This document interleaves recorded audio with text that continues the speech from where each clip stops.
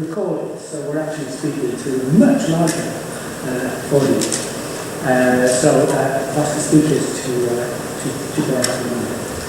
Now, just a little bit of background. I'm responsible for the blurb in your handout about the humanities and medicine, your matchmaking, etc. But HCRI was actually set up by people in the humanities and people in medicine coming together to find how, what shared ground we have, what approaches we have. Medicine in many ways is getting increasingly mechanistic, and we are in danger of losing some of the reflective techniques that in fact have informed medicine for a long time. Equally, I've found in my dealings over the years with groups of people in the humanities that an understanding of medicine and how it works and how medical people think and approach it is not always there either.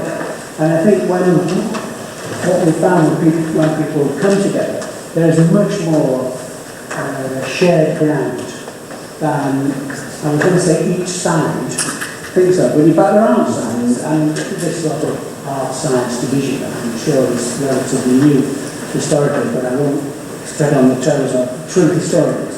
But we're all pursuing the same thing. We are analysing things, we are reflecting on it, and even what we think of as a scientific approach, it's just knowledge, it's about analysis, whether something is true and how that relates to our experiences and how we can put that back into our work. So I've been very excited, very privileged to be part of HCRI and work across and with a number of disciplines that ordinarily medicine just wouldn't have the opportunity to do. So without going on for too long, I'd like to introduce Richard first, Professor Richard Williams, who his career itself probably is an example of cross-disciplines, from psychiatry through to emergency medicine, to disaster response and resilience. But I will leave it to you, Richard, to talk to us. Richard Williams, welcome. Ladies and gentlemen, thank you very much for the privilege of this wonderful opportunity. Medicine and the humanities might be considered by some to be a match made in hell. I opened Betty Ann's email to me on Thursday of last week and read that just as somebody in this research meeting I was sitting in said,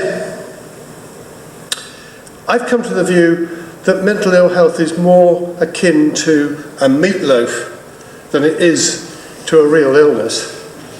And of course that set a chain of things going in my head, hence the title. This is something about me. So I have the wonder, the glory of this honorary chair here in this illustrious university. It's my first Russell Group university, so tick in that box. But I've had, as Tony said, I have this varied career. I am still the only psychiatrist in the world who's an ATLS instructor, which is very unusual.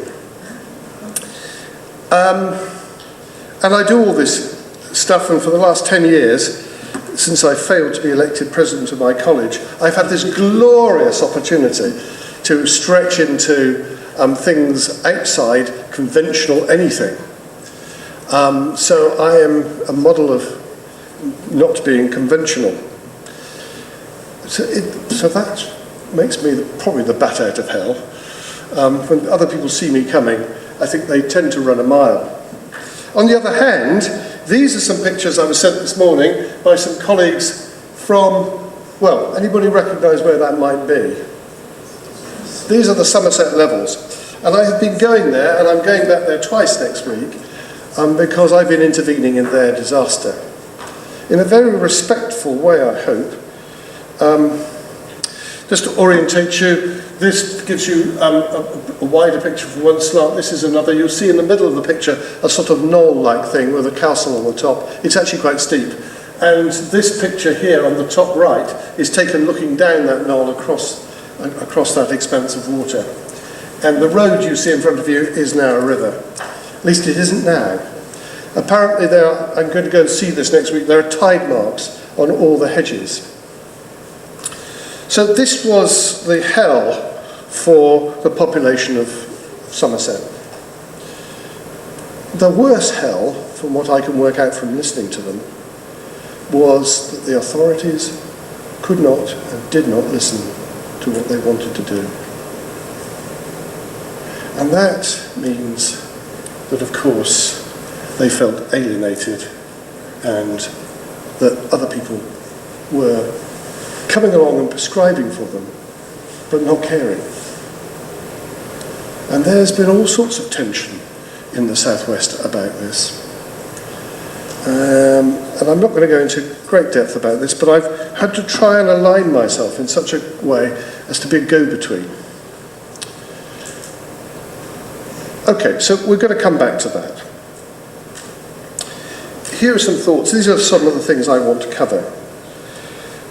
Very briefly, this is going to be a whistle-stop tour of a few things that are my reflections on what I've learned in a decade of being involved in this kind of thing. Here's another way of putting it. I was asked, what do you do in 2010? And that's what I do, is I've had all dabblings in all those kinds of things to do with disasters. Some for government, some for local people, and some for places abroad. I've discovered I'm a bit of a risk, because I go to these places and I get sick. So I'm having to steel myself not to go to places too far away.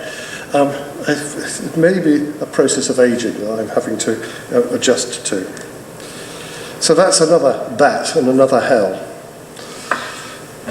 Let's just touch first and foremost on some misconceptions and realities that seem to resonate in my contact with disasters of all kinds. Here's a list, and I'm not going to unpack that list, but here's a list of 12 things. The ones I've put in red are the ones that I think are the ones that particularly impact on me and the work I do, because my interest is in the psychosocial, not the mental health, but the psychosocial aspects of disasters.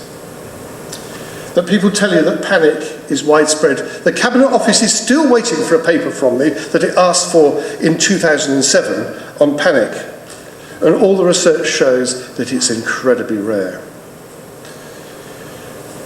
But survivors are dazed and apathetic. Well, some of them might be. There's just enough who are dazed and apathetic to give some life to the myth. But most people are not. They behave with extraordinary dignity, most people, in the face of things like their homes having collapsed. The population of North Somerset has been out of its homes for months on end. And that brings me back to my experiences in Hull in 2007, when some of the members of the population were out of their homes for over 2 years. How on earth do people go on behaving so well and so reasonably, given all of that? It's a continuing mystery to me. And that's been the question I've asked, is why do people cope so well? Because it seems to me that that's a better place to start from than why are people not coping?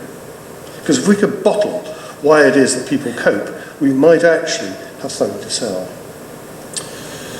And then there's this myth which runs through the papers almost daily, that PTSD is widespread. It's the only psychological output of disasters, according to some people. In fact, it's actually quite rare.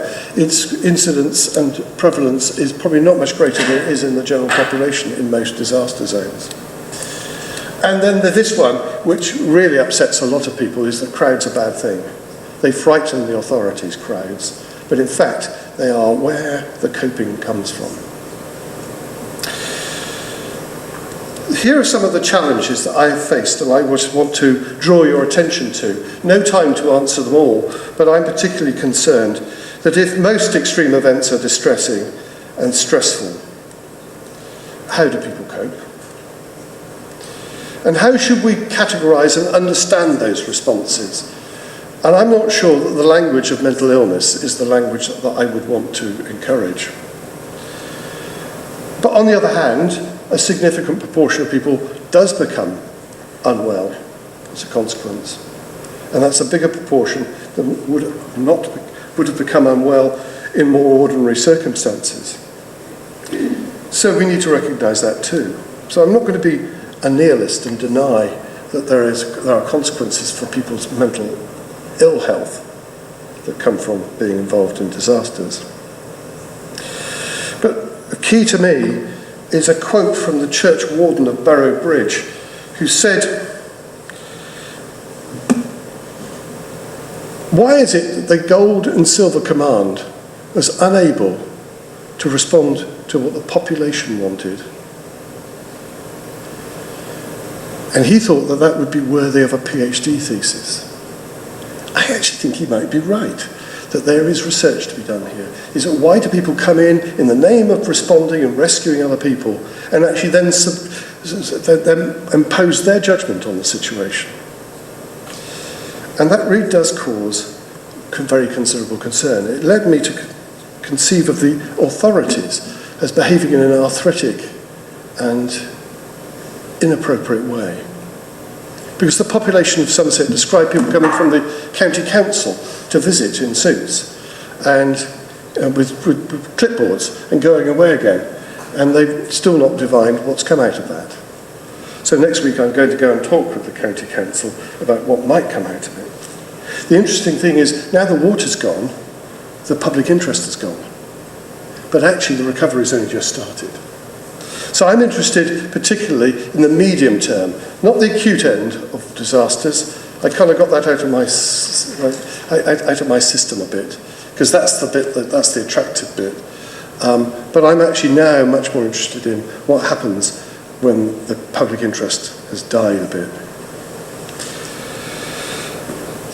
So there are various models we can use to approach this. The medical model would tell us we're looking for syndromes, but actually the figures, when you look at them, if we look at military populations, if we take PTSD 6% at its worst, and the population level of PTSD, the abiding population level of people of a similar age, is about 3.5% to 4%. So the actual increase is not as great as people think it is. It's alcohol is the big problem. The really, really, really big problem. And it's not talked of. If we look at the humanitarian aid workers, people who volunteer for this thing put themselves at risk. And my view is that we should be looking after the people who go and volunteer in a much better way than we do. I have a very similar and analogous front to somebody who's just about to leave the National Health Service in a few weeks' time, for good and all, and the door will be shut behind me, I think, as the turbulent priest leaves. I'm still challenging the NHS to say, why don't we look after the staff better? Because we would get more out of the service for the patients if we were to do so. For me, this is what I call moral architecture. When I go and look at organisations, I've spent a large part of my life running the ruler over organisations, large organisations. My question is always, is there a confluence between the values as stated in the organisation and the way in which it treats its staff?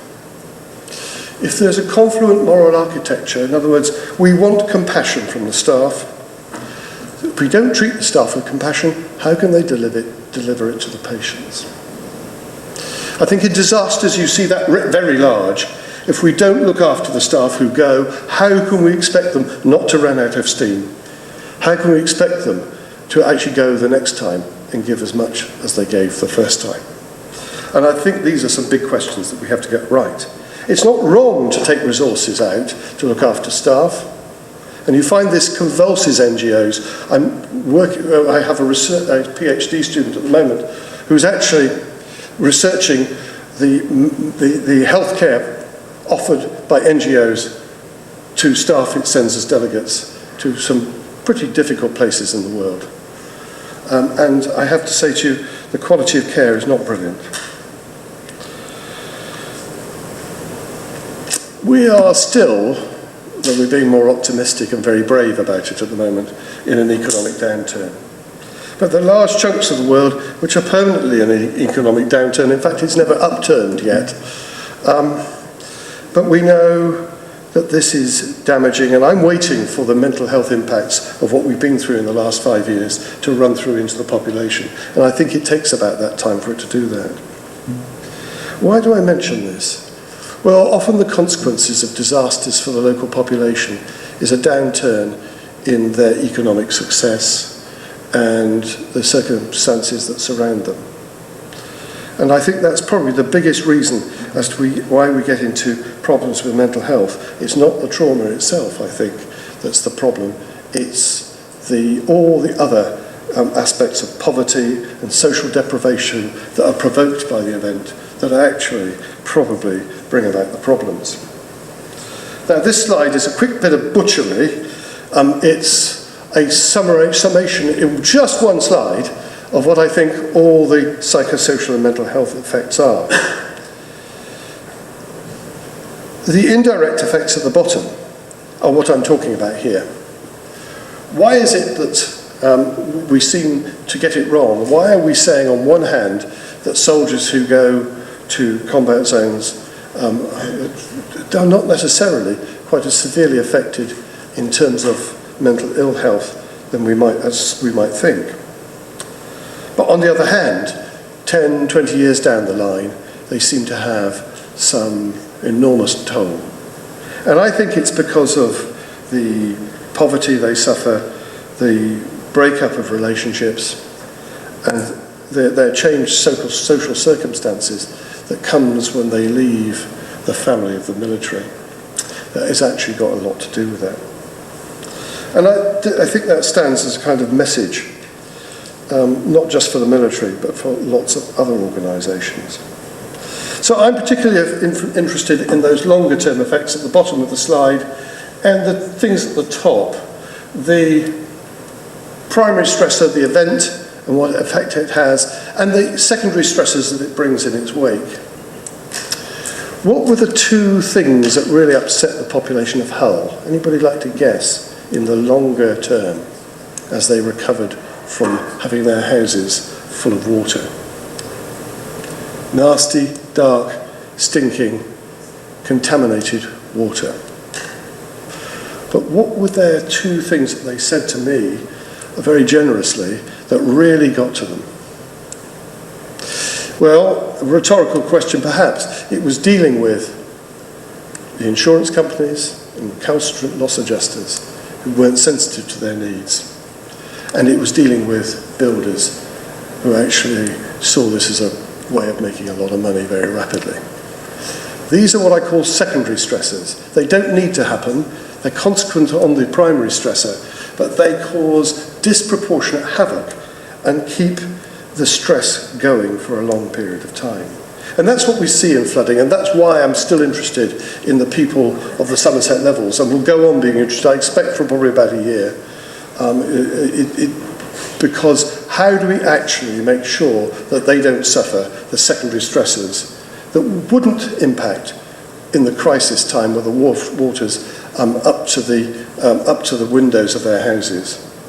Because no loss adjuster is going to come near the place. They can't get there. But now they can.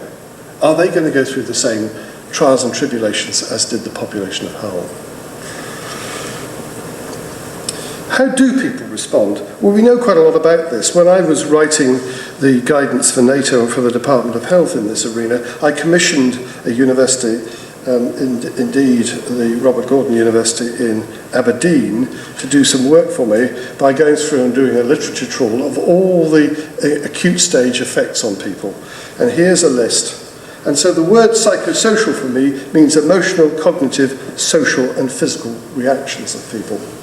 And I call them reactions and not symptoms, because this isn't illness, this is normal. This is 80% of the population have these responses. So 80% have a symptom. Hang on, that doesn't seem right to me. This seems to be describing a normal response. And yet people will tell you, who are pundits of PTSD, and I do believe that it's important and it exists, that the hallmark of PTSD are the things in the cognitive box. The hypervigilance, the intrusive thoughts, the flashbacks. Well, they're not. It depends which way around you look at things. Most of us have flashbacks. Have you ever had a flashback? I certainly get them from time to time. So it depends which way around you look at the thing. Do you look retrospectively or prospectively? If we step that up, if 80% of people have those kind of reactions, we step it up, and we end up in acute stress, and a lot of people who study stress know about that. But if we look at what happens over a period of time to a population of people, that's the sort of curve they follow. The stress goes up and it falls, and that bulge to the right are the people who have secondary stresses where the stress is kept going. Let me move on. And that's led me to think very long and hard about this notion of resilience. Because this response and then the recovery from it seems to describe resilience. But this is a very difficult term because people use it in all sorts of different ways. And therefore it behoves me to be a little clearer about what I'm going to say next. I actually like the model of resilience that comes from the security services. Strange. Not necessarily from the health services or anywhere else. But I quite like this. This is David Omand. David Omand was the chair of the Joint Intelligence Committee. And he has first, second and third generation resilience. So the one we ordinarily talk about is the first one, is how people cope with acute stress. And the second one is where we are now in Burrow Bridge. But what do we learn for the future? How do we head off next year's disaster? Is part of the resilient background. The problem lies in the dimensions. That often people infer resilience from what hasn't happened. And I don't think that's good enough. Certainly not to an academic. It's not good enough in making inferences. It's like there must be a force called gravity for that to happen. Now, an awful lot of research has been done to prove that there might be that kind of fictitious force. But are we allowed to infer because people don't become mentally ill after a disaster that they therefore must be resilient?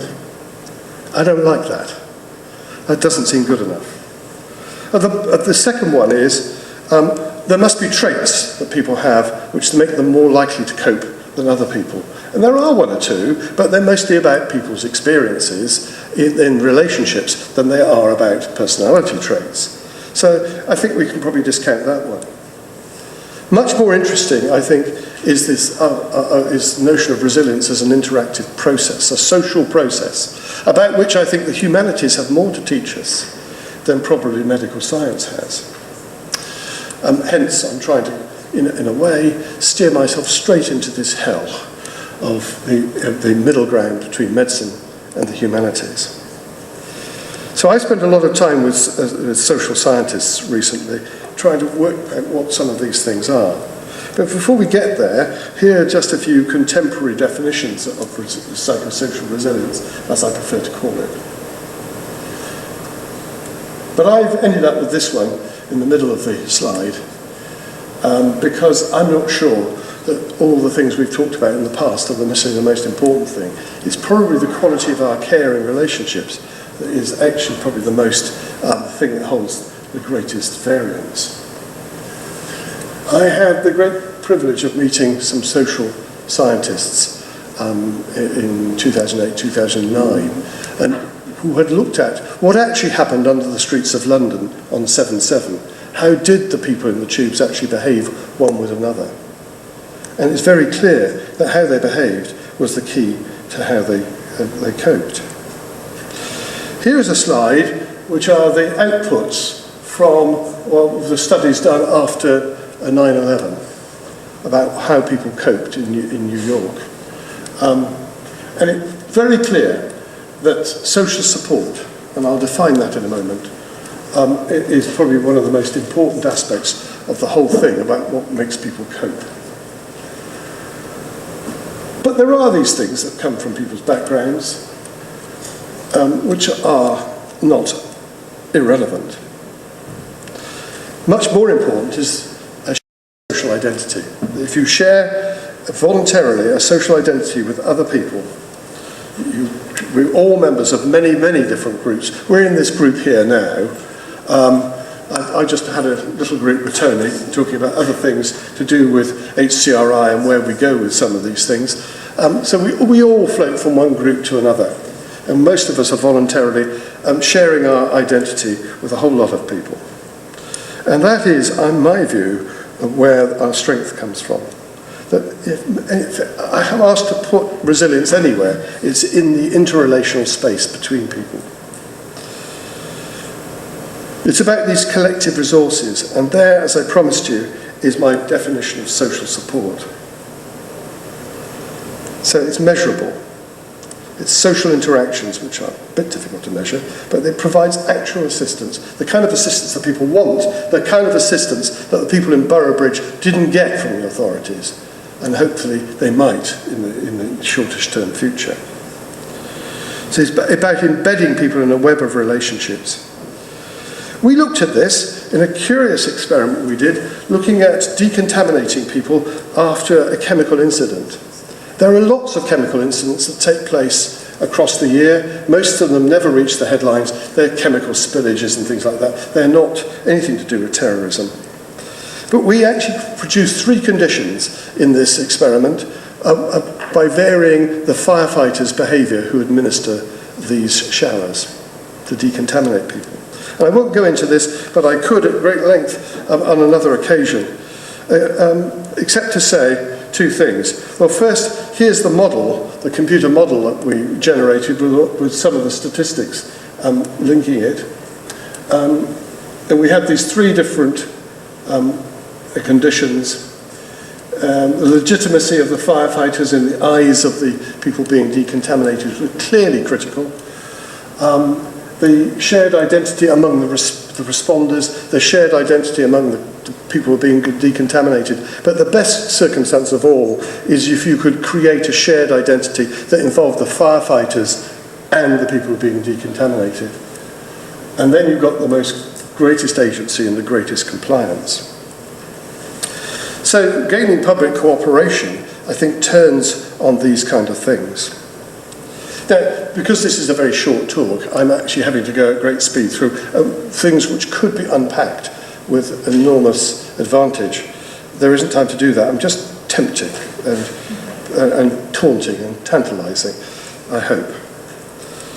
What really matters, you see, is the trajectories about how people respond. Being very anxious at some point in the proceedings is not the problem. It's, does your anxiety go? Does it get worse?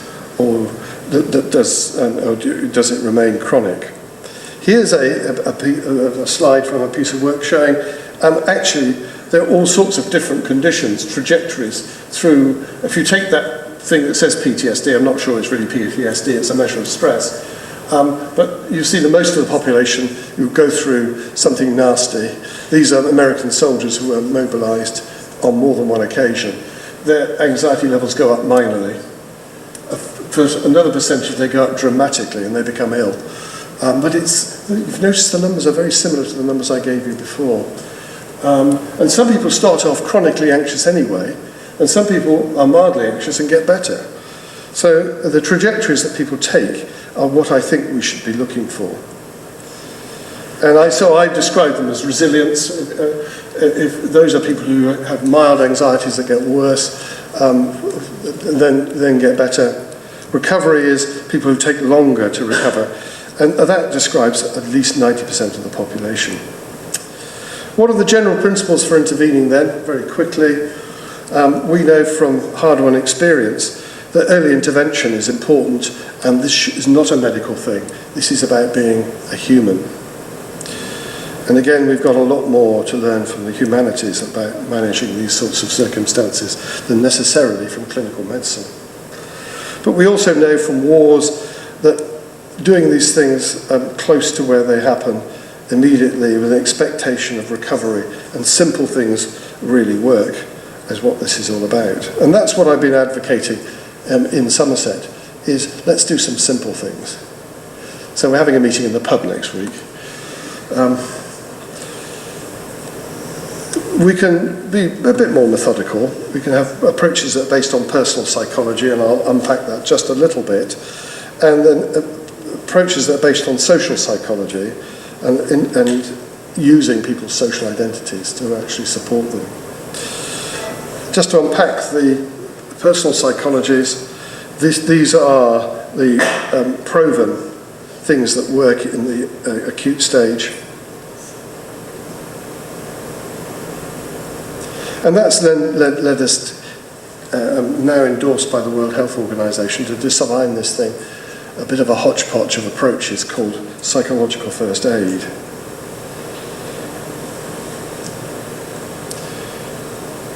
And here are some of the things which constitute it. And these are some well-honed things that Tony would have produced on a slide without actually conjuring these terms, I'm sure, honed from experience of going to other people's disasters and by experience. If you want to follow this up, this book is the 3rd edition of this book has just come out, and we've got a couple of chapters in that. But thank you very much for this opportunity. I hope that what I've done very quickly is merely to skim the surface and show you that there's an awful lot of interesting stuff here. But I'm still interested in what makes people cope and why they do so well. And why are they so generous? Why was the population of Boroughbridge, Bridge, when I went down there, so entirely generous to me? It was a grave risk of being seen as a disaster tourist, which is, I think, about the worst place to be. But they were so generous. And people who lost their homes and lost everything still retain the capacity to be generous. And therefore, I think we had to tread lightly in their lives and continually examine our motives for going and our motives for being there. Ladies and gentlemen, thank you very much indeed. It's my great pleasure to introduce Dr. Adrian Sutton, who's also a child psychiatrist and is now working with us at HCRI. He's got a broad experience and also a recent experience of working in northern Uganda in Lulu, but I'll let you... What do I bring? My title was establishing myself as a volunteer and some of the reflections and observations from my experience, which is very specifically of going to Gulu in northern Uganda. So what I bring to it is my experience as a child and family psychiatrist and psychotherapist. Until recently, I worked at Manchester Royal Infirmary. I've also been heavily involved in medical education and clinical and research ethics and applied psychoanalysis. I thought it would be worth me spending a couple of minutes at least on that last one, because I suspected that that's the one that would be least familiar to most people. So I'm using it here to talk about a particular form of reflective practice where the professional has to think about their experience in the encounter and try and work out what are the things that belong truly in the professional, that you can, in the conscious experience of it, where you might bring evidence base or experience to bear on it.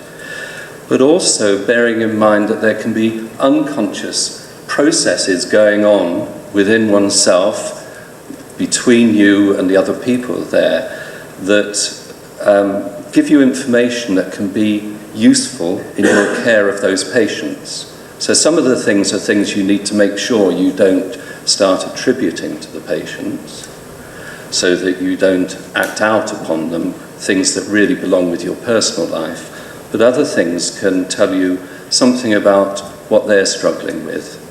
And if I give you two examples, I was involved in a complicated childcare case in the courts where there were allegations of severe mistreatment of the children by the father. And I was appearing as an expert witness in the case. And a very unusual thing happened. The three experienced barristers in the case asked me if I would sit in while the father was giving his evidence. And they particularly wanted me to do that because there was some way in which he made them all feel severely ill at ease, and they didn't understand it. They couldn't get their minds around it. So they asked me to sit in to see if I could help them think about that.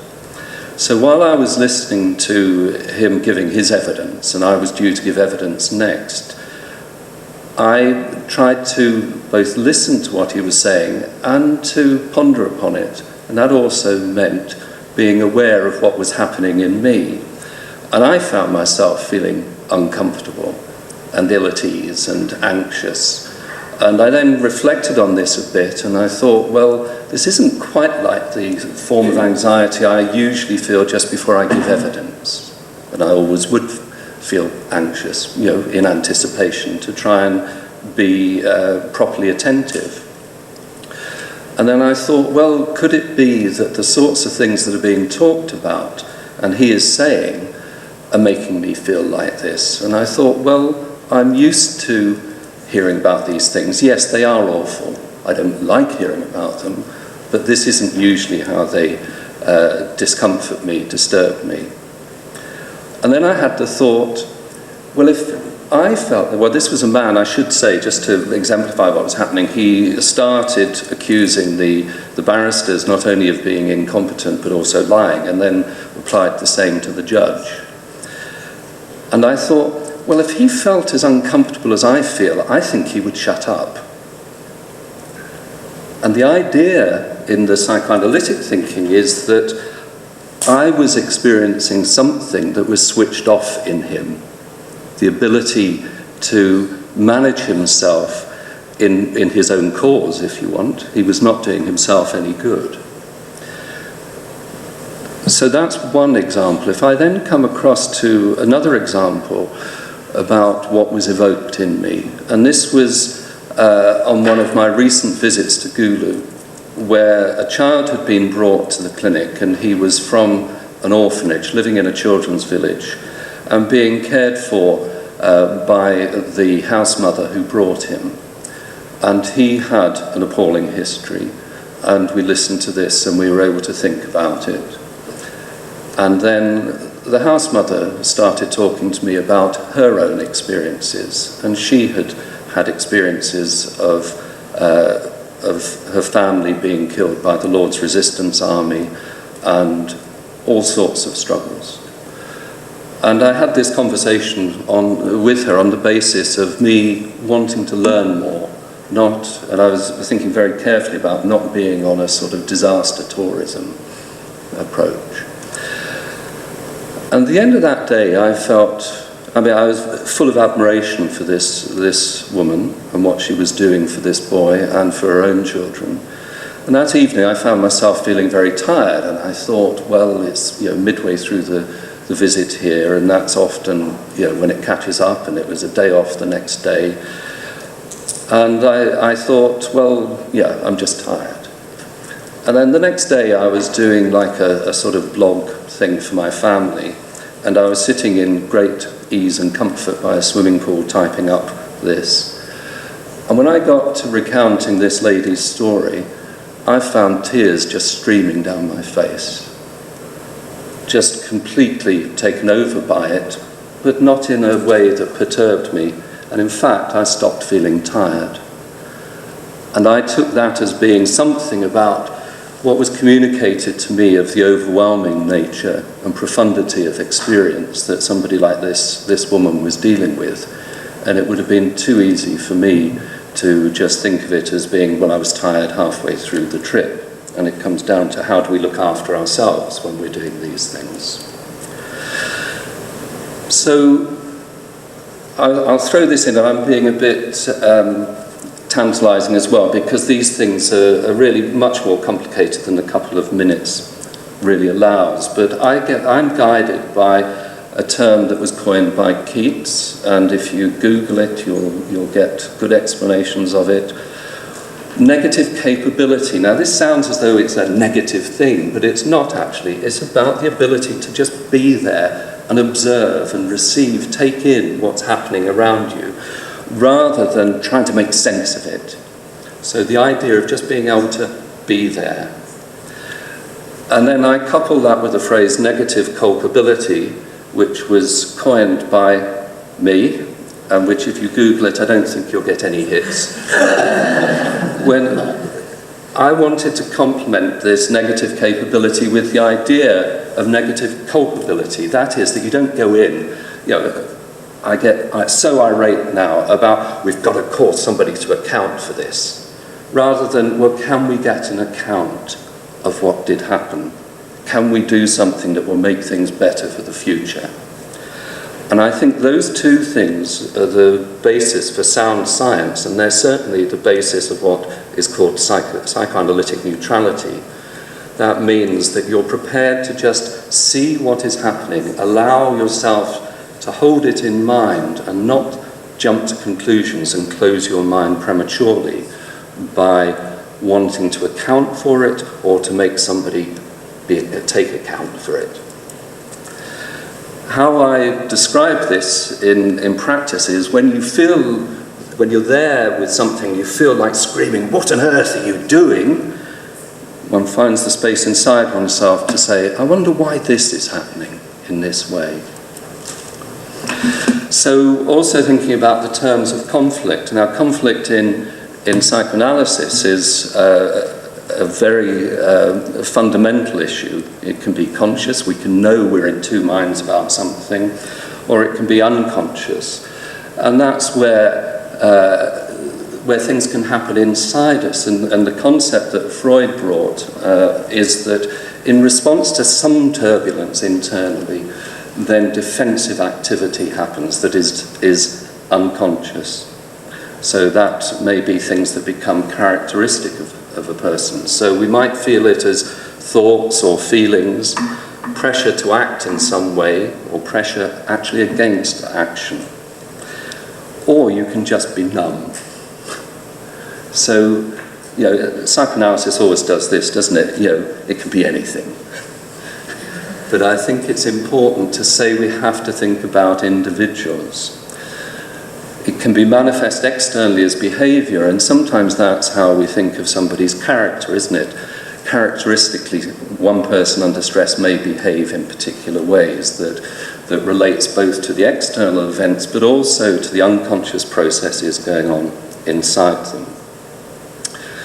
So I think conflict is inevitable, and health or pathology is manifest by how that is managed and by being able to know that one is in two minds rather than defences that may cause somebody to have absolute certainty. And if I can just read you something here about a child who'd just been beaten by their stepfather for reasons that weren't properly understandable. He beat me then as if he would have beaten me to death. When my smart and passion began to cool, how wicked I began to feel. My stripes were sore and stiff and made me cry afresh when I moved. But they were nothing to the guilt I felt. It lay heavier on my breast than if I had been a most atrocious criminal. Was it a criminal act I had committed? That's actually David Copperfield from 1848. So Dickens had a good grasp of this certainty of, I must have done something evil. And I would say, was it a criminal act? Well, it was evil, is how David saw it. But then sometimes there can be something that is more perturbing from whether you want to call it illness or not. A 15-year-old boy was brought to casualty, and I spent some considerable time with him. On the journey to Manchester from quite a long way away with his parents, he'd suddenly decided that the IRA were out to get him and were after him. And he started behaving on that basis. His parents therefore brought him to casualty. And I spent quite a time with him because I was concerned about, well, how do I do the best thing in the end? Because the facilities and resources are poor here. He'd be better off at home, I think. So I spent some time, and eventually he just looked at me and he said, so are you telling me that you don't think the IRA are after me? And I said, well, you haven't provided me with the evidence to convince me. And he paused and he said, if I believe you, I'm going to feel like a right Wally. And at that moment, he could have doubt. But he then, sadly, went back into his certainty. So he did not have these abilities to be able to think and to carry on thinking and understanding what was truly happening. I better speed up a bit. So to come over to Gulu.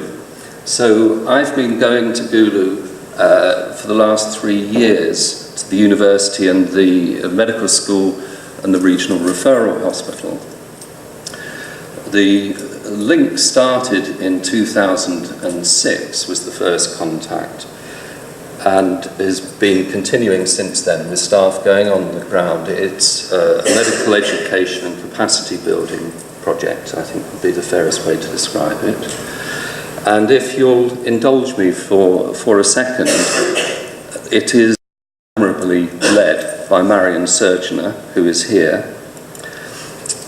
And it's her 60th birthday tomorrow, so happy birthday, Marion.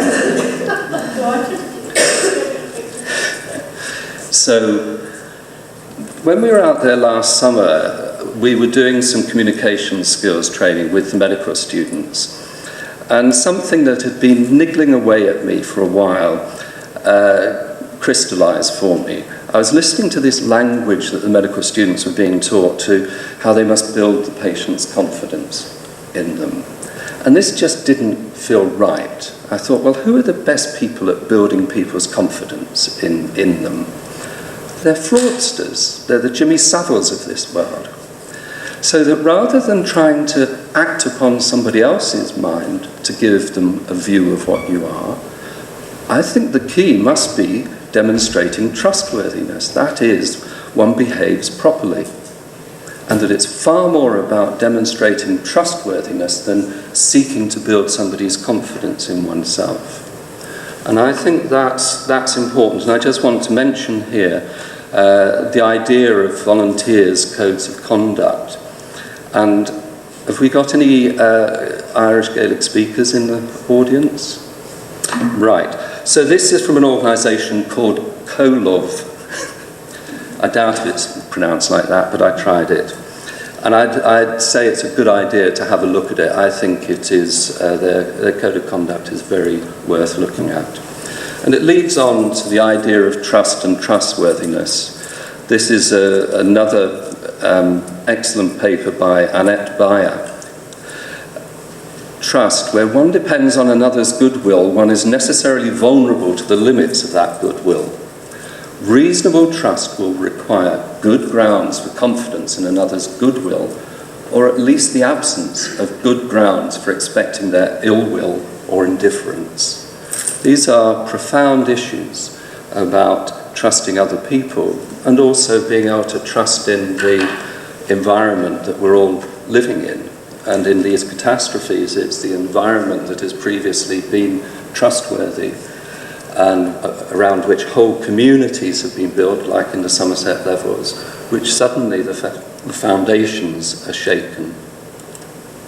But I think from a psychoanalytic point of view, one needs to think about the fact that there's a different form of trust. If you think of that boy that I call Tony and the IRA, you've got to have the ability to cope with thinking that you might have got it wrong about what you are trusting. And so it can become, it's a very complicated process. Trust is about trusting oneself to make decent judgments, not just trusting other people, because you're trying to live on the basis of trusting that you've made a good judgment that that person is trustworthy.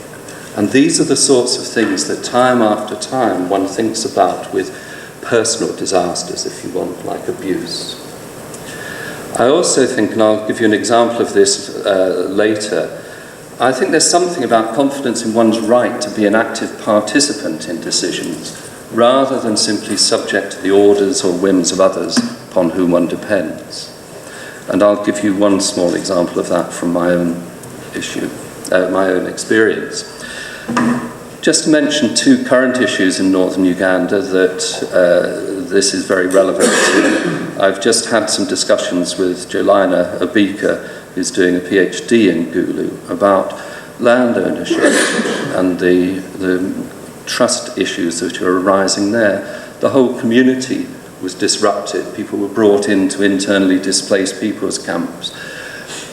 The older people have died. The structures of the communities that would have resolved issues have now gone.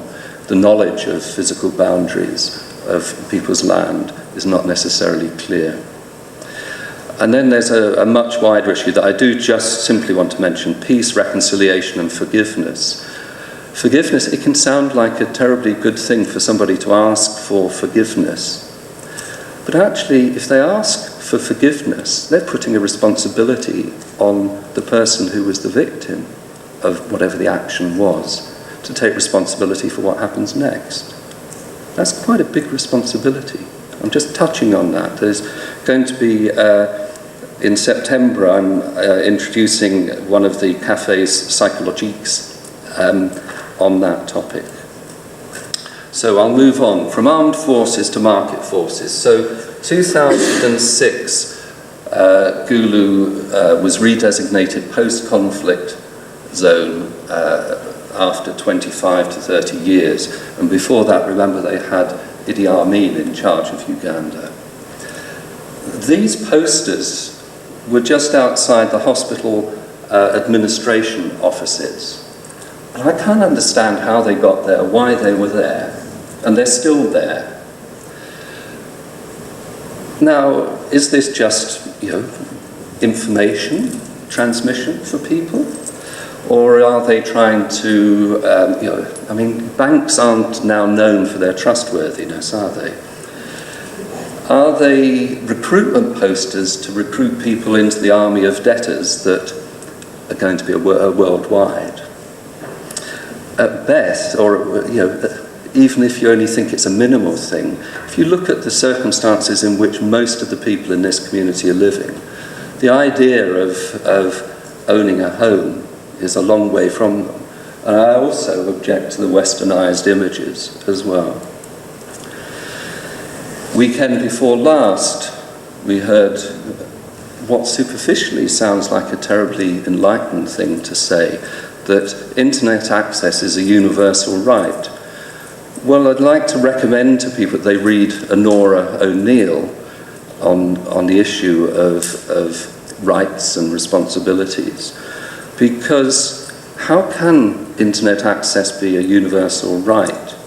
I don't think that's what Michelle Obama was talking about. She was saying where there is internet access, then it should be open access. But that's not the same as saying this is a universal right.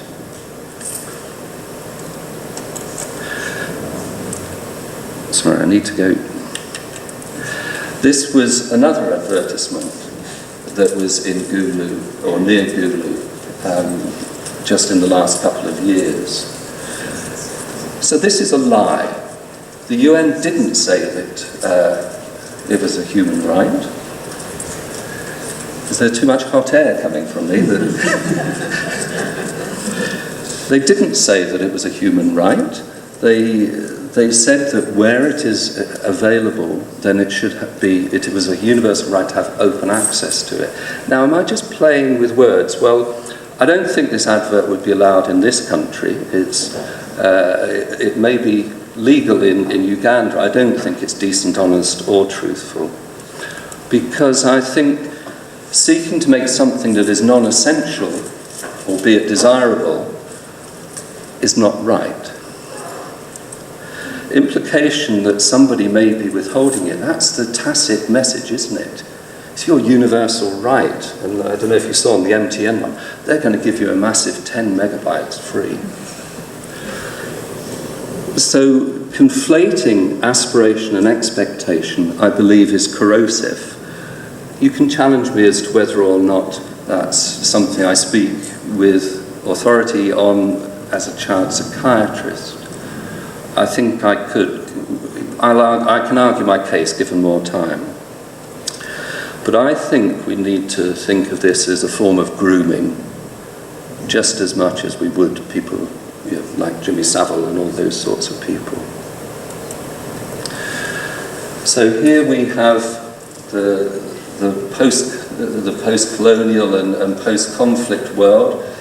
If you look just down here, you can see the tree, the ancient tree that was felled in order to help you live for now. One can sympathise with wanting to have a good life, but actually this is a country where the problems of alcohol are increasing, where the problems of AIDS are rife, and where people have lived for now just simply trying to survive. In the last year, these, I've noticed, I don't know if they've been there longer than that, but they're all over northern Uganda, these Coca-Cola adverts, or should I say they're primary school signs. And they're not just around northern Uganda, I've now seen them around to the east of the country as well. Are they trading good values for money, is my question.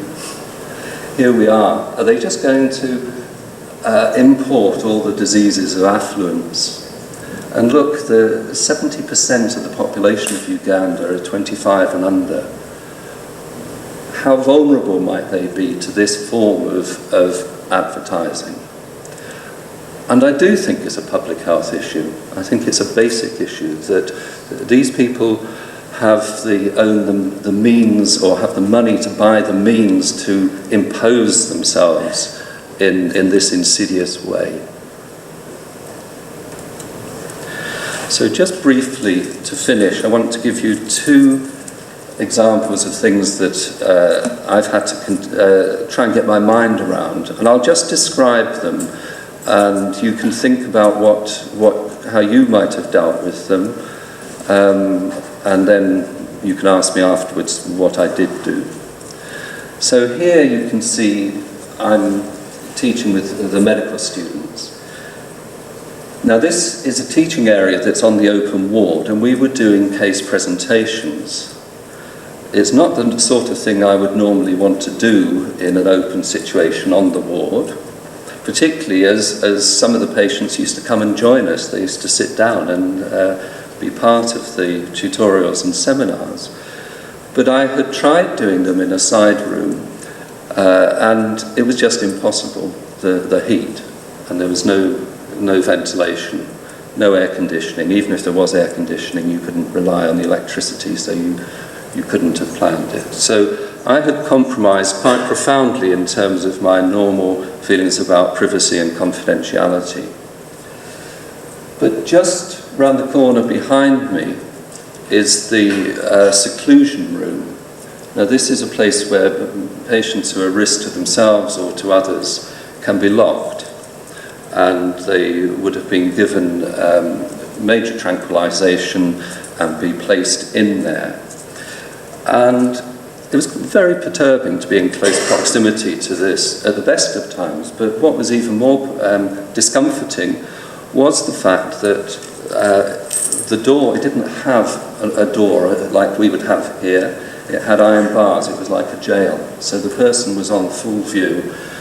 And as we started the teaching, there was a young man lying on the floor, the concrete floor, in a sort of tranquilized state. And I was feeling very uncomfortable about how to proceed. And what was clear to me was that the students took a lot of responsibility for the clinical work on the ward. And I was there thinking, well, how do I proceed? Can I just proceed with what we were going to do while there is this behind me and the students over there looking towards me? What does it mean for the standards that I hold and the standards I should be teaching? So how did I try and ensure that I behaved reasonably, is my question. I can tell you later, but have your own thoughts about it. So, research safari is a term coined by Fiona Godley, who's BMJ editor, about people going around fishing and hunting for their research cases. And what an exciting place to go, northern Uganda. child soldiers, it's really hot stuff. So I was there on the mental health unit, and some of the staff seemed to be very upset, and so I asked them what was happening, and I was told that they just had instructions that a research team were arriving from a Western country. The next day they were going around to different centres interviewing ex-child soldiers, and they had been told to get in contact with ex-child soldiers that they knew so that these researchers could interview them. And people were very upset about this. Some of them weren't so upset. Some of them thought they just had to do as they were told. And I was there. There was no senior clinical staff around in the unit. I'm not an employee of that hospital, but I had just been appointed visiting professor of psychiatry there. So I felt some sense of responsibility, and one particular person talked with me about what they had spoken with an ex-child soldier who had said, these people, they keep coming, they keep making us talk about it and think about it, and I just want to get away from it, and they do nothing for us. And so these staff were trying to decide what to do, and I had to decide what I should do. What is my place? When I put the heading, what am I doing here? That's what I mean. What is my place? How do I know my proper place as a volunteer coming into this situation? So I just want you to think about those two things. And I think that's our ultimate aim.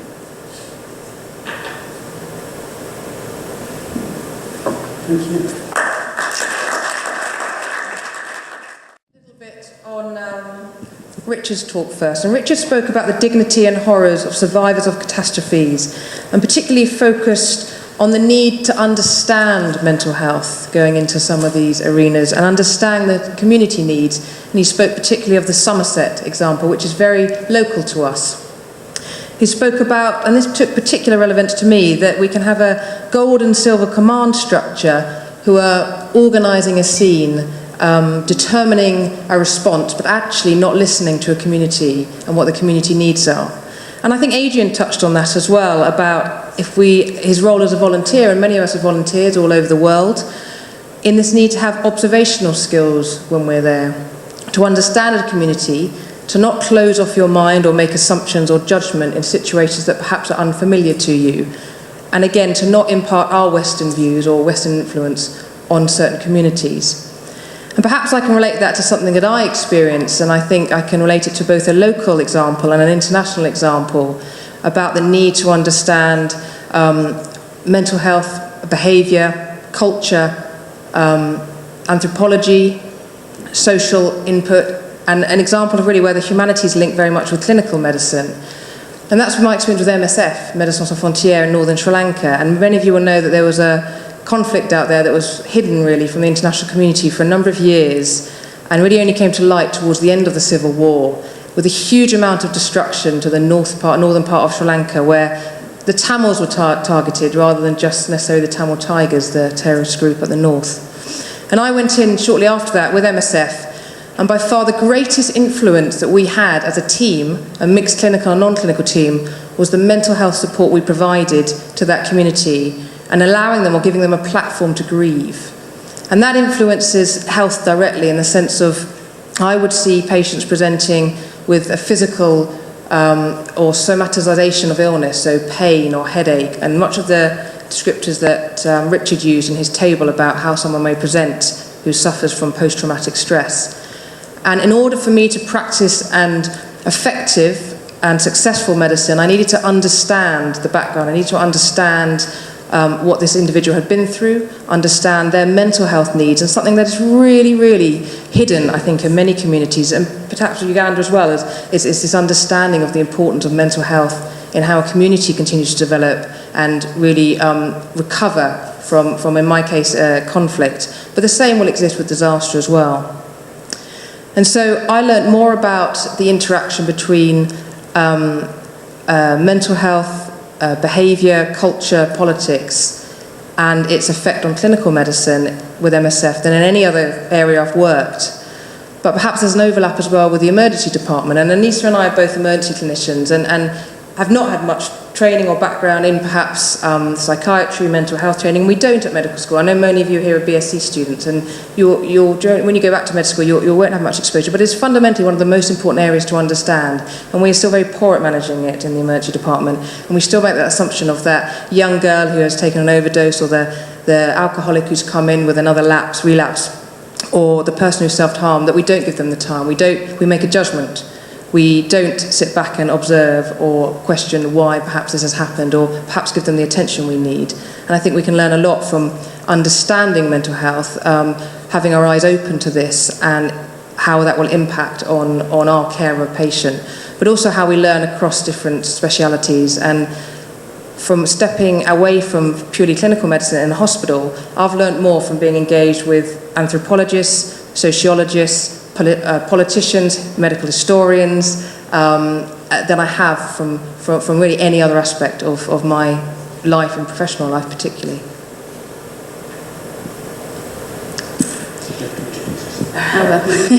Okay, my name's Anisa Jafar, and as Amy said, I'm an emergency physician and doing an academic clinical fellowship with the Humanitarian Conflict Response Institute. So I've got a few reflections really on both presentations. The first one is a general one actually concerning both. Considering the topic of this evening, this event, the combination between medicine and humanities, I think it's really interesting that we have two psychiatrists giving the presentations, because when it comes to medicine and the humanities, if you want to make the most natural walk, you can move very easily from psychiatry to psychology to sociology to social policy to politics to economics. You can see that theme, that thread, the anthropology, the history. You can move in that direction without too much difficulty. When you look back at the medicine, as the emergency medics, the people working in the hospitals who haven't necessarily got an interest in psychiatry, haven't had much training, as Amy was saying, that natural flow isn't as and it's interesting, I think, when you reflect back in history as to the way, and I have a very limited knowledge and understanding of the way that doctors used to practice in the past, but the feeling you get is that doctors weren't just doctors. They were working within the humanities much more than they do naturally now, apart from certain areas of medicine. And we seem to have lost that a little bit nowadays, and our practice is very much focused on the medicine of medicine. And I think, as was mentioned in one of the presentations, we have got to remember when you're dealing with human beings that medicine is only one part of it, and to understand a person in a context, to understand a person in their own health, we've got to think about the holistic context. We've got to think about not only their background but their community, and every single interaction that you have with that person will be influenced by not just what's happening in that one-to-one, that cough, that pain in the leg. You've got to be looking more holistically, and I think we need to remember that. And in some respects, I think there is room for development in time of medical education. I know there's a very, very much an emphasis to kind of make people focus. There's an ever-expanding collection of medicine to understand, of new drugs, of new therapies, and it's difficult enough to learn all of that. But I don't think we can actually lose this link, because if we do, our therapies will not have the same impact or effect if we've lost this connection with what is the human as a whole. So I think that was just a general reflection really, and something that I try to hold dear to as much as possible, and one of the reasons why I think working within the HCRI and having that link is so important. I thought on a similar note that when Richard mentioned he's the only psychiatrist teaching ATLS, I think that is absolutely fantastic and a fundamental wake-up call really to how we've become so pigeonholed. There is a move in the UK to make our training and our progression a little bit more broad-based. When we say broad-based, they're thinking more like perhaps somebody who operates on stomachs might be able to operate on colons. That's the extent of the thought process. But realistically, when we're talking about more broad-based, we need to be thinking a little bit more widely and a little bit more about how our disciplines actually connect to one another, not becoming so siloed, as a phrase that we often use. The other comment, the other thing I thought was very interesting that Richard brought up was the psychosocial resilience that he took from, I think it was the security forces. And that's another example of, you know, cross-disciplinary use of concepts, and we have seen it in medicine. We've seen it. We use, many of you may have come across simulation training and medical training, which we've taken from the aviation industry, and that's very much people carry that around as a champion of, look at us looking outside of medicine, looking at aviation and bringing something in. But there are many more natural connections all around us, and I think we should be seeking to develop them as much as possible, particularly people who are starting now, students who have the chance to embed this within their own careers and just add a little bit more to the medical pool. And to move on very quickly, I don't know how much time I've got left, I apologise, I appear to be rambling. To move to Adrian's talk, and I thought it was very interesting, this negative culpability. I remember he sent something through earlier before he gave his talk, and I remember seeing this negative capability, and I thought it reminded me of my English literature A-level, and Keats took me right back and reminded me that actually I haven't read that much recently, and I'm losing my own touch with the humanities that I picked up back then. But this negative culpability, this capacity to go into an environment and not to say, as he said, what the hell's going on, but actually reflect on it, I think is really interesting. And many of you who are here, you know, will have an interest in volunteering overseas, will have an interest in working in these environments.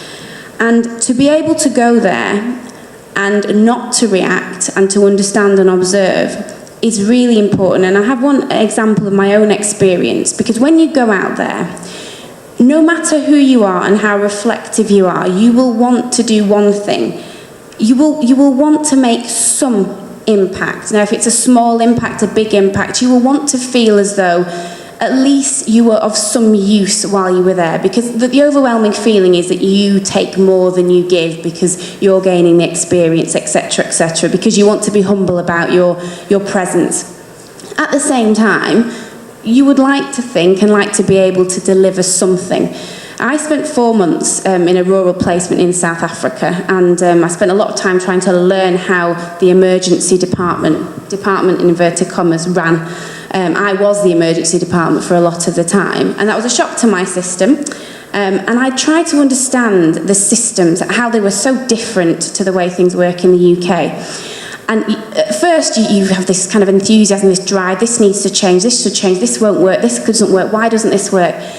And with time, you realise you need to just sit back, look around you, see what people do, see why they do what they do, see how they've got to the position they've got, respect the fact that although you may not agree with some of their practices, that there's a reason why they are in the position they are. It may not be a good reason, but they've been there for 20 years, you haven't. You have to sit back, you have to think. And if you do want to make this change, you can't be reactionary. You have to look around and think, what might I be able to bring from my own experience and that the people around me might want to change in their own practice?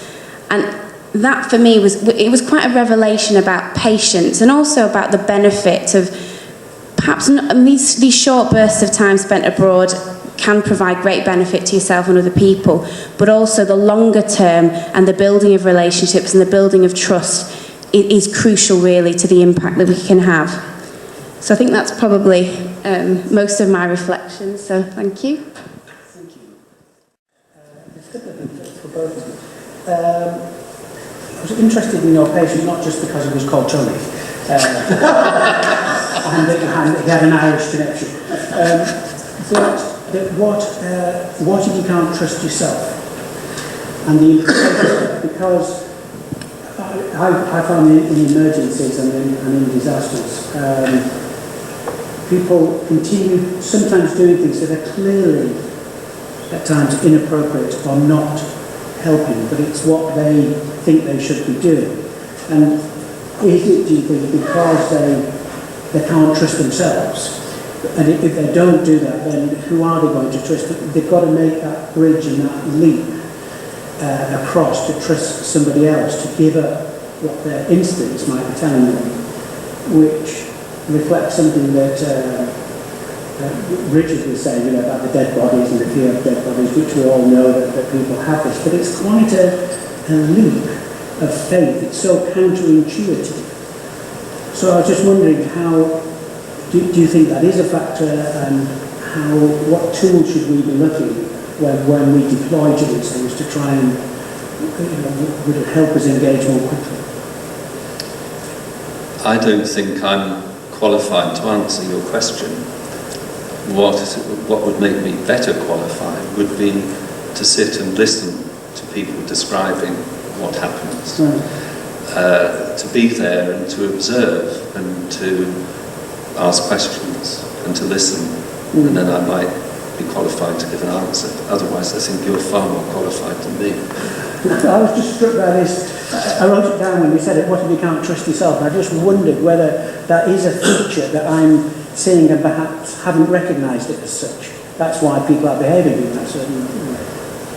Well, it certainly makes sense, and I mean, it is one of those times where having guidelines and protocols is something that people can feel is coming from a shared community of experience, that I would imagine that must support people, but it also, those protocols or guidelines mustn't become religions.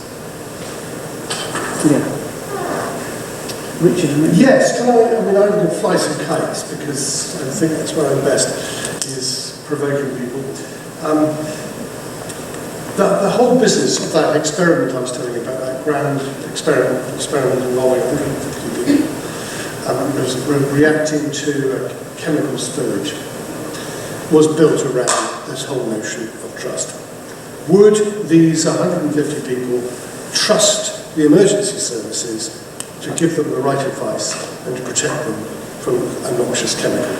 That's really what the question was about. Would they put themselves in the hands of these emergency people? And we know from countless exercises that people don't. That was the background research showed, that people either went home in exercises where this is simulated rather than trust.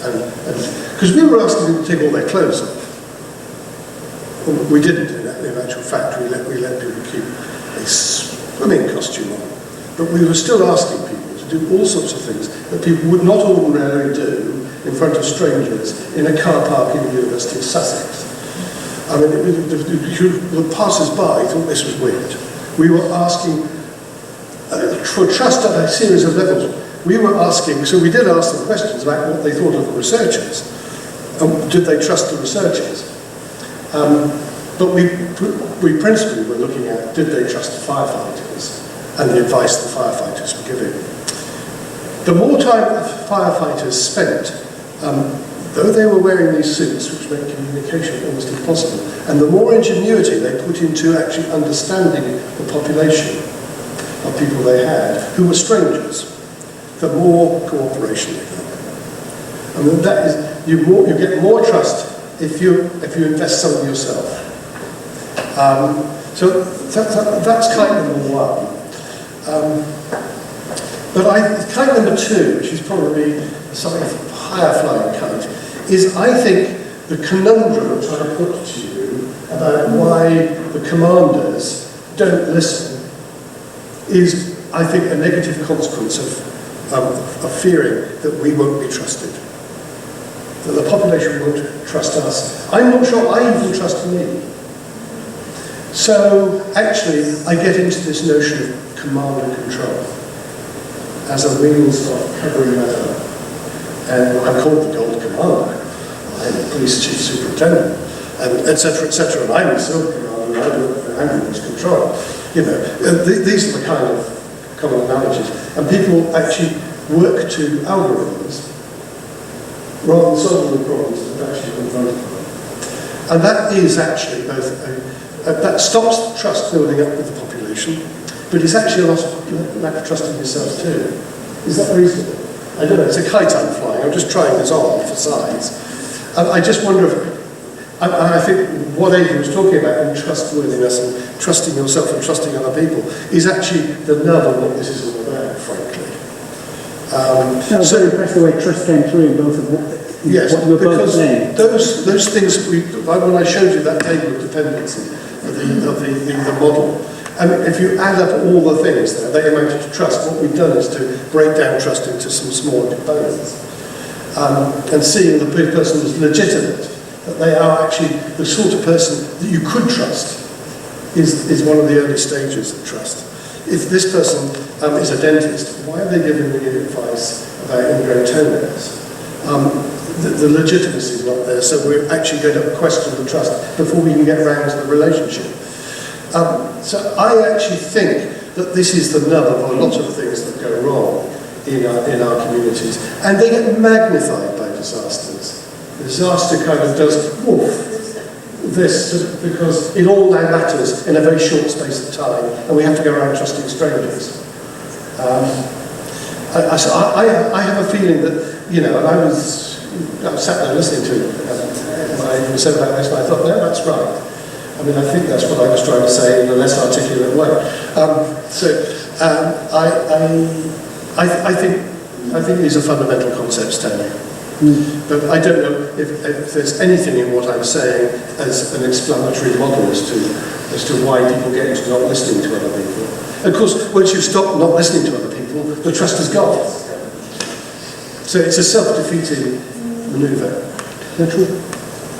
Jonathan Barnes, I think. Just on that, it's interesting about that trust perception. And I give an example of when we were in Uganda last year for a short period. We were involved with our local team who've been there a long time, running a health clinic.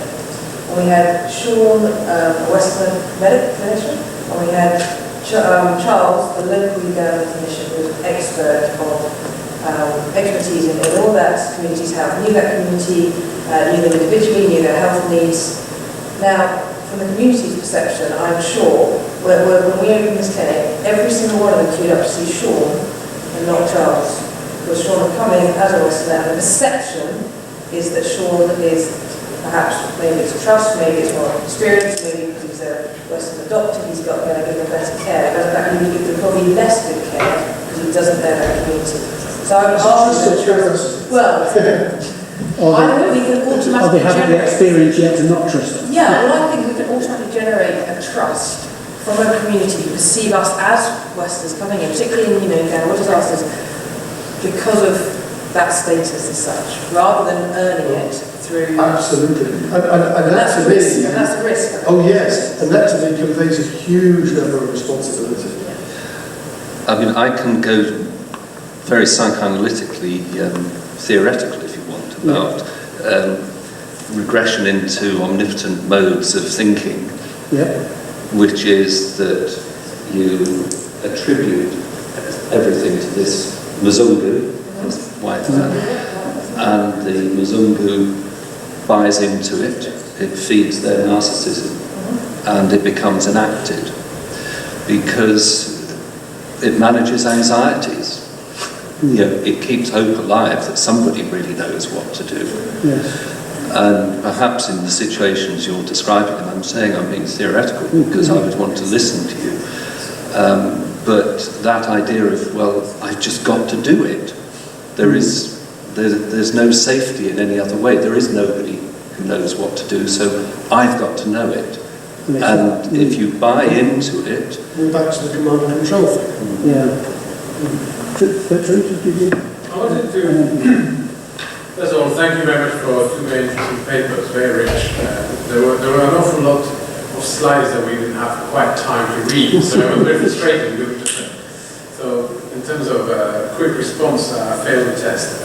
But I was very interested, Adrian, by your point about research safaris. Now, where I come from, I looked at the historical data that has been produced out of refugee camps in Cambodia, right? Especially in psychology. And it's fascinating to me that a lot of the theoretical work that was done in those Cambodian camps, long-term resident camps, that lasted 20 odd years, was actually a kind of rejoicing in the idea that you could study adolescent stress in a longitudinal way, that you could study several generations of stressed adolescents, that you could actually enjoy, quite literally, the benefits of a captive community. that you could study at length. So it strikes me there is a paradox in both your presentations, I guess, which is that a lot of your data actually comes from forms of research which has a certain ethical dimension that may be contestable. That in fact a lot of what we know about stress, a lot of what we know about the psychiatric response to disasters actually is the product of research safaris. So how do we get over that? I mean, I could go. I apologise about using too many slides. I think that was me. No, it was very stimulating, but if anybody, my email is simple. It's adrian.sutton@manchester.ac.uk. If you want the slides, I'd be delighted to let you have them, and I would long to have your comments as well. If I can be a real heretic, I'm not convinced that we need this sort of research. I think we need people to do the basics properly, which I think is one of the things that you're saying, Richard. And that, they say that as you get older, the more you return to basic principles. And I believe that more and more. So, do we need research on the child soldiers, or to learn about them, or do we need to find out what will give them a better life? Is it that we should be researching how they can be socially included, or, as one researcher said to me, I think they need to live a different sort of life that's separate. And actually, the researcher who said that was saying, well, what can I do to make things better? And I said, well, your research, you're doing it. She said, no, I'm just researching them. And she was burnt out from doing the research. And I think it comes from people's wish to feel that they've been helpful. And it's something that I've talked about a lot with Marion. And that's a narcissistic wish. That's a longing for oneself to feel good about what one's doing. Far more challenging is to find out, can you be any use to people? Can I come back on that and say, at the risk of being boring, I agree. I agree with Nick. No. Yes. Oh no. Doesn't go there. So what you say, Adrian, touches inside me. All the systematic reviews that I've done over the last 5 years, looking at other people's research in this area, and you're 100% right, a lot of it is not very good, because people choose opportunist samples, really, because I think they want to publish the paper, and the methods they use are not very good, and they give a spurious sense of certainty in a world which isn't certain. And so we get all this data, and that's why I'm having to try and get people's perspectives about the prevalence of mental disorder into a better balance, because people are coming up with 60% of people who've got PTSD, which is manifestly not true. And that's because the quality of the research is so poor, and people rely on self-report questionnaires, which actually I don't think stand up to very critical examination. And I worry about that kind of research, where people are actually exploiting a population at one level. Perhaps that's a slightly emotive word, but they are creating a false sense of certainty. But because it's research and it has the primature of science, that somehow maybe it again goes back to this creating certainty in the face of uncertainty and doubt and self-doubt. And I actually don't know it's contributing a lot of this. Well-designed studies, well-controlled, yes, fine. But you have to plan a long way ahead. You don't know where the disaster is going to be, so we always fall back into doing the quick thing. But the research community is being, I think, a bit more careful about this. We've got a lot of research protocols stored up now for the next disaster in this country, and I'm going to be going down very sensitively next week, and they don't know it yet, to talk to the people on the Somerset levels about whether they would let one particular researcher come anywhere near them. And if they say no, that wouldn't be an area, as far as I'm concerned, I wouldn't let it happen. Because I think, I've been allowed to have a sort of quasi-privileged position, partly of my own making and partly of their generosity, mostly their generosity. And I kind of feel a responsibility not to exploit that.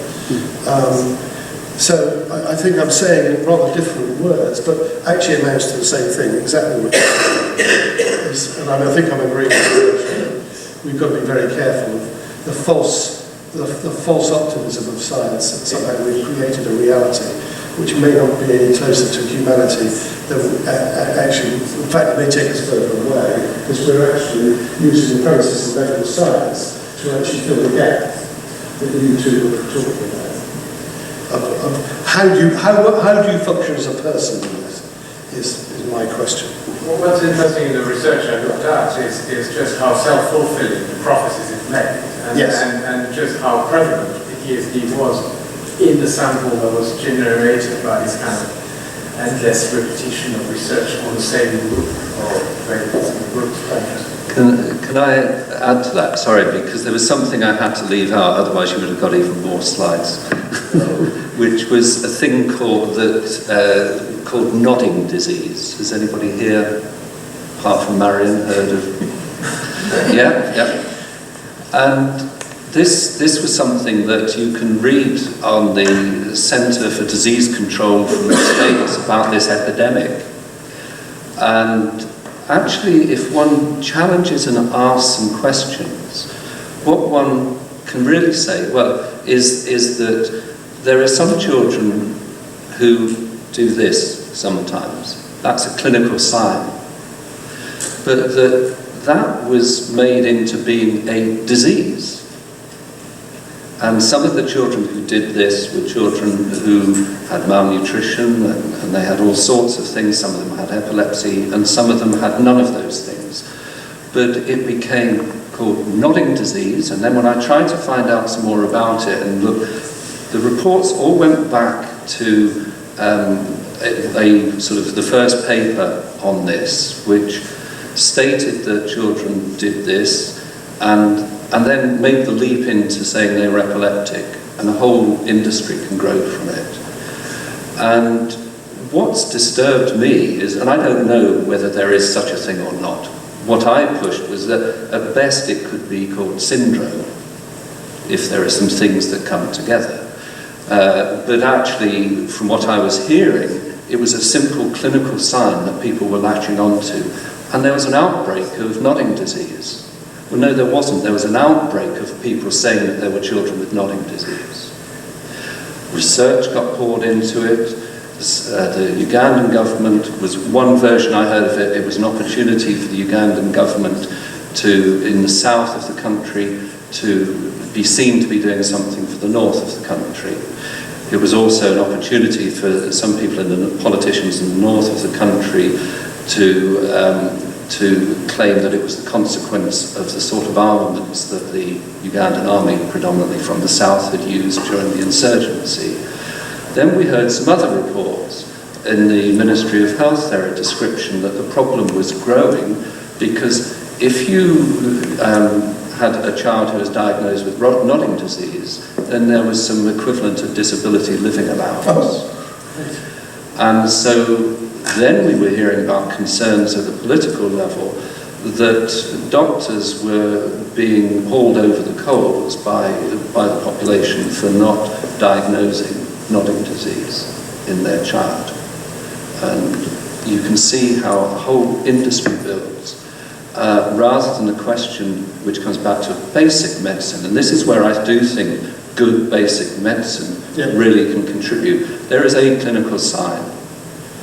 Before you start deciding that something is a syndrome, then start getting your statistics together and your differential diagnosis. Before you call something a disease, you've got to be postulating at least, if not describing and showing exactly what the origins are and what the prognosis is, and that there's a shared range of these things. Thank you. I know there's some more questions, and I do want us to get us to wine time. So, Peter, it's prompted by Richard's opening remarks about these misconceptions, and I suppose for each of you, as you reflect on by your encounters with people who are in situations of sometimes great distress, who has a stake in perpetuating these misconceptions? And is that a slightly uncomfortable question in the sense that the answer might be us? What I mean by that is that the professionalisation of relief may come to depend upon a kind of set of assumptions being made about the incapacity of the people who are in those situations of distress. Or is it not professionalisation? Is it something to do with perhaps more obvious things like media representation of people who suffer in order to kind of turn on a tap of money? I think it's very complicated. It's all of those and more. Tony and I were having a fascinating conversation before we came across here about just this very thing, I think, which is that most communities have beliefs. The word belief may be a bit strong, but they have common modes of conception of things. They may amount to beliefs or they may not. And I think part of the problem lies in us not acknowledging that and not actually taking the time to listen and hear what those might be. They might be erroneous. That people might believe that dead bodies spread disease. Well, actually there's enough occasions when that does happen to keep that myth going. If you've got somebody with viral hemorrhagic fevers, you would not want to leave the bodies around too long. But that's very uncommon, unless you're in a country which has got an outrage of Ebola. So there's enough reality to feed this, and people make up their minds. But we have to be in touch with what people actually think, it seems to me, and know what it is, even if it's an error. And then you've got to be very cautious and very respectful about how you challenge people's misconceptions. And an error in your view. And, yes. And we make the same errors too. So what you've got is a compounding of things. And what I'm saying to you is that interrelational space between people in which I think social support sits, and which is so important, the valency can go the other way. The social identity is a very powerful thing. We don't always identify with the things that are actually good for us. We identify with the things that are bad for us too, like Coca-Cola. But actually, the tool that's powering this is the same one. So it's not the tool that's at fault. We just need to understand that the tools by which people relate can take you in different directions, into different things. And some of them may be very good for us. So social support is not always good for us. It's good if it's actually helping you to challenge the problems you've got. It's not necessarily good if it's taking you down you use the word grooming. That's a form of social support as well, isn't it? But it has a very different valency. So I think what you're touched on here is a very complex piece of human behaviour, which all the things you mentioned as possibilities are there. But there are certain circumstances in which people can be exploited too. If I could just add to that I want to sell psychoanalysis it's not about couches, and it's about understanding the process of being a human being. And that actually there is a whole literature on this sort of thing in psychoanalysis, and one of the classic papers was from 1959, was called Social Systems as a Defense Against Anxiety. And I would commend it to people if you know, or I'll try and translate it from the psychoanalytic jargon if I get the chance. I think there is a whole literature about this. Which you can get the question in, yes? Yeah, I was just wondering about the trustworthiness, to go backwards a little bit. It seems like there's two types of people that you might trust in a disaster: the sort of Western expert, or the person with expertise in the community and with that situation. I'm from the West Country originally, I've got family affected by the floods, and it seems to be that the perceived problem is that a lot of the experts have no experience of being flooded or don't come from that area. You know, they're just dropped in from London and that's it. And so how would you have any trust in that situation, and how would you balance that being expertise either academically or... I mean, my quick answer is Adrian's given us the answer, which is you've got to spend time listening and hearing. And listening and hearing aren't the same thing, it seems to me. But you've actually got to hear what people are saying, and you've got to take time doing it. And you've got to manufacture the circumstances that allow you to do that. I worked for a psychotherapist in my second job in psychiatry, and he said, you've got to earn the right to be trusted by people. And that means you have to do time listening and actually be really genuinely interested. Talking about narcissism, I was quite pleased with myself when I came back from the Somerset levels, because I actually was genuinely interested and not just doing the professional job of appearing to be interested, which is quite often what we do to get through our professional days. Because a large number of our people, we have to appear to be interested in order to. If you took everybody's woes into yourself, you would be overwhelmed. So you learn heuristics, I think, certainly in psychiatry, of how you cope with this. But I actually think it comes down to listening and hearing and knowing where you're starting from. You've got to, as somebody once said years ago, you can't take people from where they aren't to where they don't want to go. So you've got to find out where people are, and you've got to find out where they want to go. And you might be able to modify the route. So the opening conversation I had with these very good folk, they were wonderful folk. They're just so what they were doing for themselves as a community was wonderful. But I sat and listened to this, and I was sort of sat there in admiration and thinking, I'm not sure I could do this. I'm not sure I'm as good as them. And they're asking me for advice. I did give them advice later, and it was a very simple piece of advice, the question I've asked here today, which is, I said, well, you guys are the centre of this community. How long is this going to go on? And they said, well, it's going to go on months, maybe years. And I said, who's going to look after you guys? Where are you going to go to have to be listened to? And I kind of felt, in a sense, that's what external people should be doing, is actually listening to the helpers, not actually displacing them. Does that make any sense? Yeah. Do you have a question?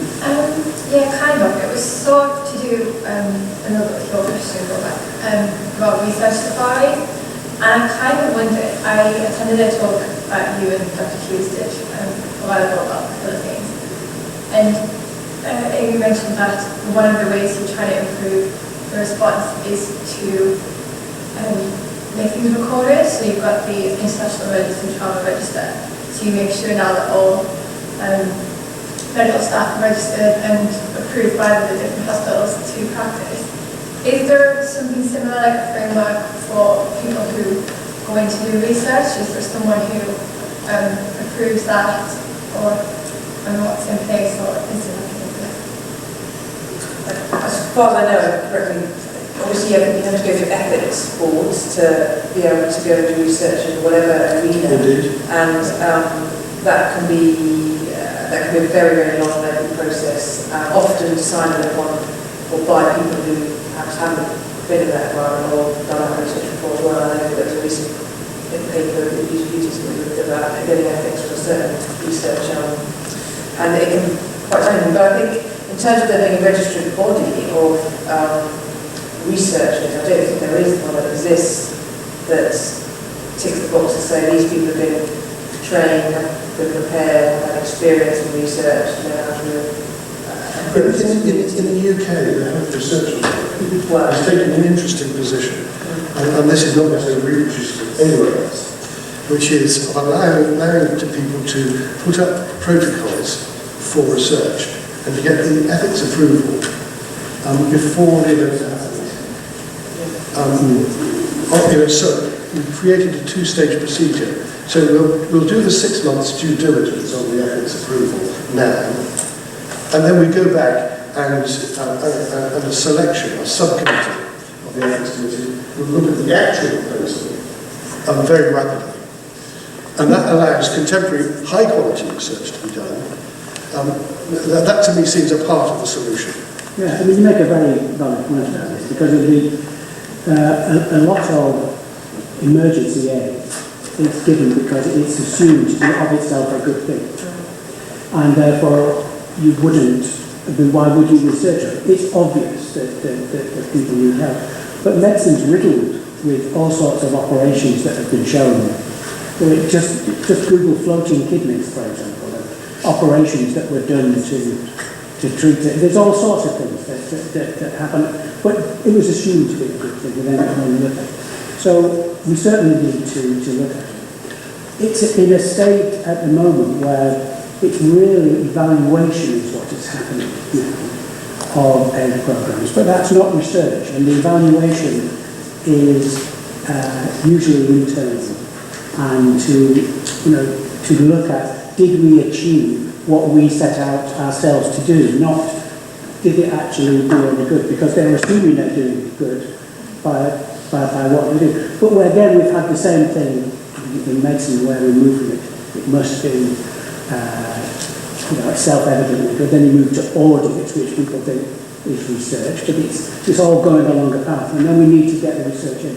And unfortunately, the principles of ethical approval and all that, they can only be enforced in countries that are strong and have a strong framework, and probably are not going to need the assistance that comes in. But Bertrand worked in Haiti after the earthquake there, doing research that got ethical committee approval from here, from this university, but from also from Haiti.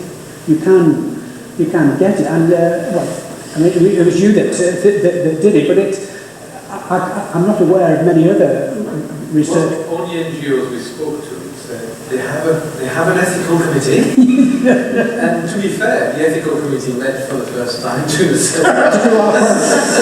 assess a proposal. But if there's another thing about the man in the, there was about this ethical responsibility on myself, just because the frameworks that we work under are not there, it might be that the onus is on you to put them in rather than the receiving country. Can I just say, why is it, I'm going to be provocative here, why is it that every time in this sort of context that the word ethics gets mentioned, it always gets the word committee latched on to the end of it? Now, I mean, I served on an ethics committee, a research ethics committee for 10 years, so I hope I learned quite a bit during that time, and one of the things that it fitted with other aspects was that ethical analysis is a clinical tool. It's not a committee to obstruct you doing your research, so that it can guide us in thinking what is reasonable behaviour, just in the same way that evidence-based medicine may tell you that a particular treatment is a good way to behave towards this patient. And I think there really needs to be a change in culture where it comes to understanding ethics as a clinical tool. Yeah, can I give you the last we'll take two more questions. I think you only hand up first. Okay, sure. I just thought that perhaps an interesting contradiction has developed over the course of the discussion, where we've mentioned both trust and guidelines and working with algorithms, in that these guidelines, which are based on research, which, as we said, has its problems with methodology and protocol, they're almost an institutionalization of a lack of trust. Absolutely true. We're saying that we're taking away your clinical judgment in medical terms because we think you should be standardized and following these guidelines. But then you're saying that people then also don't have trust in themselves at the same time. So it's coming from both directions. It is. If we go to the difference between guidelines and protocols, then a protocol is that institutionalization. The logical conclusion, if nice is used as it's becoming used as a protocol producing organization, the logical conclusion is that no, there is nothing more to be learned. And you will stop it being possible to learn if everybody just does and does not observe and engage within the process, and if they're not capable of saying, well, maybe this isn't right. Now, guideline is meant to give you that question. It's defensible. It's a different level of defense if you step outside a guideline as opposed to a protocol. It was issues like this that made me, I think, resign prematurely from my point of view from the NHS, because I couldn't do my job properly. Can I just take you a bit further into your paradox, which is the thing that's really bothering me about training of junior doctors, and by extension back to medical schools, which is that we're not training people to think like this. We're not training people to reflect and analyse. The curious paradox is the revalidation of the GMC. You've got to, but actually, we don't really want people to reflect. What we want them to do is stick to the rules. Actually, you're allowed to reflect as long as you reflect on how I do better with the rules. So the paradox gets worse. We're not teaching junior doctors to think about how to solve problems. Yesterday I was doing these clinical exams, and somebody said, could I have a copy of the algorithm? And I want to know, I don't want to know whether this junior doctor knows what's in the algorithm or not. I want to know, can they understand the principles of the judgment that they're being asked to make? And I think we're actually beginning to deny junior doctors the principles. That's my worry. And because the principles will be of no use to them, because NICE will have sorted it. Doesn't that point then bring us a little bit back to the topic of this talk, that when you take medicine in its purest form, you can be a parrot, you can learn algorithms, you can learn what medicine does, what reaction happens, but when it comes to this more holistic way of thinking, the skills that you pick up in the subjects of the humanities, it is where that comes alive once again. And as we're driven in that direction further away from where the home of, I would say, medicine belongs in certain respects, people would disagree, of course. The science is where it tries to live, but I would say humanities is probably where it really belongs. Then that disconnect is one of the reasons why this problem is allowed to kind of perpetuate itself. Yeah, thank you. We are now in Warrington. So could I maybe one last quick question? If there was somebody else, we can catch up over. Would that be okay? Mine might not need to be answered. There's something to think about. I wanted to ask this question you asked on guidelines versus listening.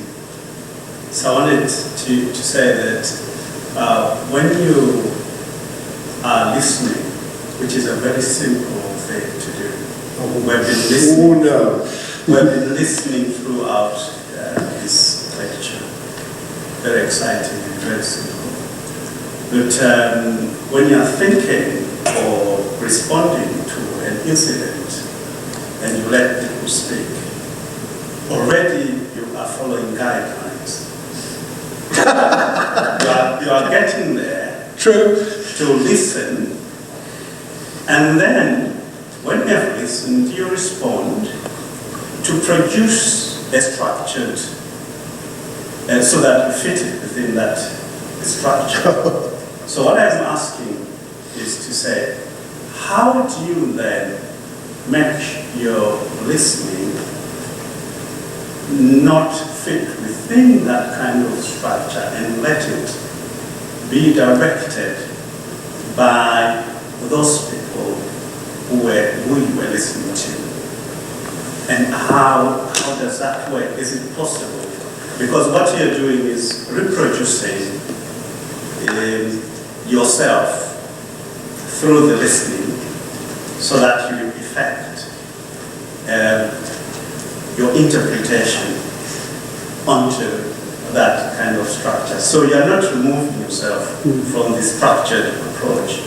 You are actually feathering the structure, which doesn't actually change, perhaps, anything in terms of the command and control. Actually, you are feathering that and perhaps making it more difficult for the people.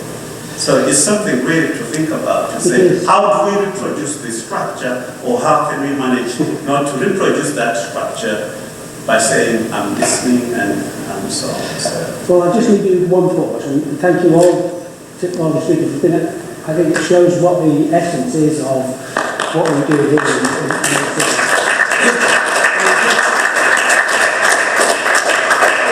When you're just talking about what medicine is and what the traditional Chinese medicine, in fact, I learned from the time that I worked there, is that it does not have that driver in it. We're taught to take a history, which is all leading to a diagnosis which will lead to a treatment.